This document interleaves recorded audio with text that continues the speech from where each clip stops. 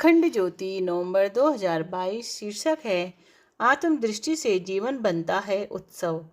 एक बार एक शिष्य ने अपने गुरु से बड़ी विनम्रता पूर्वक पूछा, गुरुजी, कुछ लोग कहते हैं कि जीवन एक संघर्ष है, कुछ अन्य कहते हैं कि जीवन एक खेल है और कुछ कहते हैं कि जीवन एक उत्सव है। इन तीनों में सही कौन है गुरुदेव? गुरु ने बड़ी प्रसन्नता पूर्वक कहा, वत्स, जीवन एक संघर्ष भी है, जीवन एक खेल भी है और जीवन एक उत्सव भी है। ये तीनों ही बातें सही है। शिष्य ने फिर से पूछा, गुरुदेव, ये तीनों ही बातें कैसे सत्य हो सकती हैं? यदि जीवन एक संघर्ष है तो खेल कैसे हो सकता है, और यदि जीवन एक संघर्ष है तो जीवन उत्सव कैसे हो सकता है? मुझे लगता है कि जीवन या तो संघर्ष हो सकता है या खेल या फिर उत्सव, पर जीवन एक साथ संघर्ष, खेल और उत्सव कैसे हो सकता है? कृपया इसे स्पष्ट करने की कृपा करें गुरुदेव। गुरु बोले, वत्स, जिन्हें जीवन में गुरु नहीं मिला उनके लिए जीवन एक संघर्ष है, जिन्हें गुरु मिल गया उनके लिए जीवन एक खेल है, और जो लोग गुरु के द्वारा बताए गए मार्ग पर चल पड़े उनके लिए जीवन एक उत्सव है। जीवन में संघर्ष भरा हुआ है। व्यक्ति को जीवन में पग पग पर संघर्ष का सामना करना पड़ता है। वह संघर्ष कभी बाह्य कारणों से, बाह्य परिस्थितियों से उत्पन्न होता है, तो कभी मनुष्य की अपनी ही मना स्थिति के कारण मनुष्य को जीवन में व्यक्तिगत, पारिवारिक, सामाजिक, आर्थिक समस्याओं का सामना करना पड़ता है। गुरु ने आगे कहा, संघर्ष माने वह चारों ओर से स्वयं को समस्याओं से घिरा हुआ पाता है। वह उन समस्याओं से बाहर निकल आने को संघर्ष करता हुआ दिखाई पड़ता है। उसे जीवन में कई बार हार का सामना करना पड़ता है, उसे असफलता का सामना करना पड़ता है। सामान्य व्यक्ति हार का सामना करते करते, असफलता का सामना करते करते अंदर से टूटने लगता है, बिखरने लगता है। वह हार और असफलता को ही अपनी नियति मानने लगता है। गुरु ने समझाया, वह स्वयं को चारों ओर से हताशा और निराशा के चक्रव्यूह में फंसा हुआ देखकर जीवन की चुनौतियों और संघर्षों के सामने अंततः घुटने टेक देता है और आत्महत्या जैसे कदम भी उठाने की सोचने लगता है। ऐसा इसलिए हो पाता है क्योंकि व्यक्ति को जीवन की चुनौतियों और संघर्षों का सामना करना नहीं आता। उसे किसी ऐसे गुरु का सानिध्य और मार्गदर्शन प्राप्त नहीं हो पाता है जो उसे जीवन की चुनौतियां एवं संघर्षों का सामना करना सिखा सके।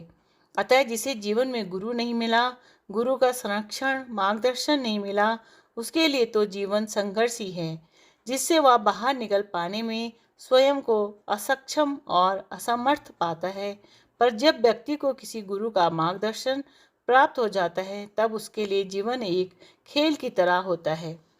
अपनी बात आगे बढ़ाते हुए गुरु ने कहा, वह जीवन में आई कठिन से कठिन चुनौतियों को खेल समझता है। कठिन चुनौतियों और संघर्षों के समक्ष घुटने टेकने के बजाय वह एक योद्धा, खिलाड़ी की तरह उनका बहादुरी और कुशलतापूर्वक सामना करता है। जैसे खेल के मैदान में दौड़ता हुआ, खेलता हुआ खिलाड़ी अपने कोच, प्रशिक्षक, गुरु से सीखे गए खेल की बारीकियों को ध्यान में रखकर खेल खेलता जाता है और खेल के परिणाम को अपने पक्ष में करता जाता है। पर जिन्हें जीवन में कुशल प्रशिक्षक, गुरु नहीं मिल पाए, उनके लिए खेल की बारीकियों को समझना और तदनुरूप खेल कर जीत हासिल करना संभव नहीं हो पाता है। जैसे समुद्र में आई भीषण तूफान के सामने अकुशल और अप्रशिक्षित नाविक हार मान लेते हैं और अपनी नाव को तूफानों से निकालकर समुद्र में उठती तेज लहरों से निकालकर उसे किनारे लगाने में सफल नहीं हो पाते हैं। पर जो इस विधा में कुशल है, पूर्ण प्रशिक्षित है, वे उन तूफानों के बीच भी अपनी नाव को तूफानों के पार सकुशल सुरक्षित पहुंचा पाने में सफल होते हैं।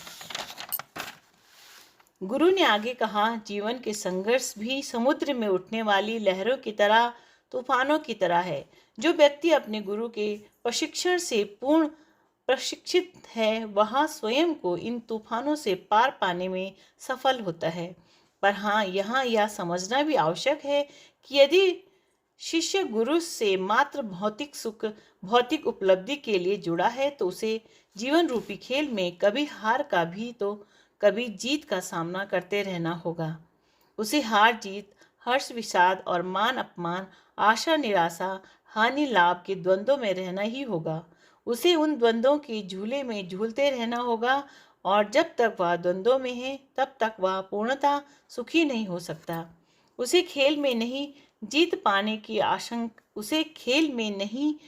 पाने की आशंका दुखी करती ही रहेगी। उन्होंने समझाया, वह जीत में हर्षित होगा तो हार में अति दुखी। वह जीवन रूपी खेल में सफलता और सम्मान पाकर मदमस्त मतवाले हाथी की तरह स्वयं के साथ साथ दूसरों को हानि भी पहुंचा सकता है।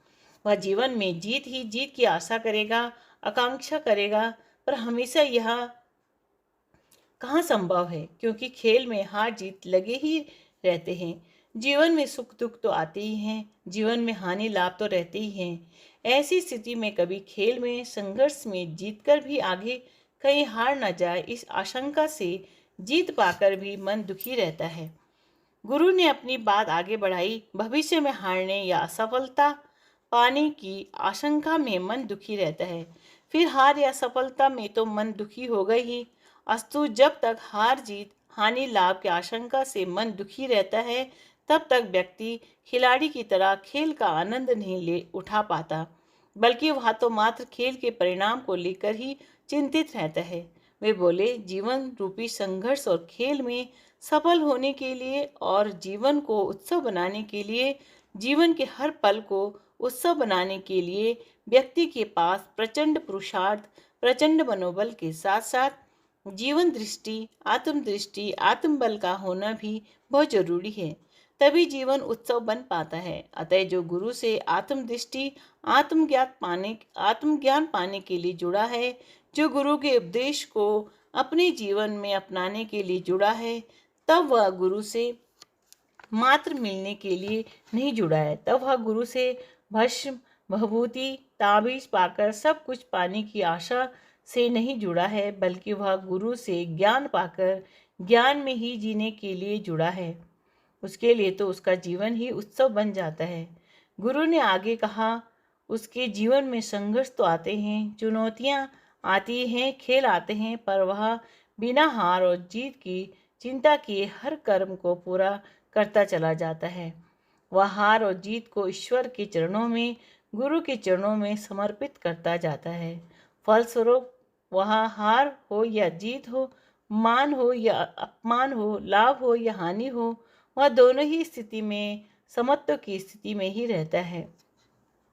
उन्होंने कहा, संभव की स्थिति में ही ऐसा होता है। वह ना तो हार और असफलता में टूटकर बिखरता है, तथा ना ही जीत और सफलता के मध्य में मतवाला ही होता है। वह हर कर्म को, हर खेल को उसके परिणाम और फल की चिंता किए ही करता है, खेलता है। इसीलिए उसे ना तो हार और असफलता रुलाते हैं और ना ही जीत या सफलता मदहोश करते हैं। वे बोले, उसका तो जीवन का हर खेल, हर कर्म ही अब सौंप दिया इस जीवन का प्रभु, सब भार तुम्हारे चरणों में। अब हार तुम्हारे चरणों में और जीत तुम्हारे हाथों में के भाव के साथ संपादित होता है। इसीलिए उसके जीवन का हर पल ही उत्सव बन जाता है, महोत्सव बन जाता है, और जीवन ही क्यों, उसका मरण भी महोत्सव बन जाता है।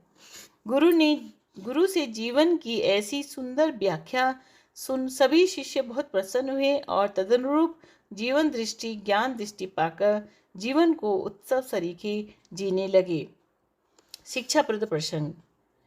यो वे सामर्थ्य युक्तस्य नोपकारं करोति वे तत्सामर्थ्य भवेद व्यर्थम परत्र नरकम व्रजेत। अर्थात जो सामर्थ्य रहते हुए भी किसी का उपकार नहीं करता है, उसकी वह सामर्थ्य व्यर्थ चली जाती है तथा वह नरकगामी होता है। राधे कृष्ण।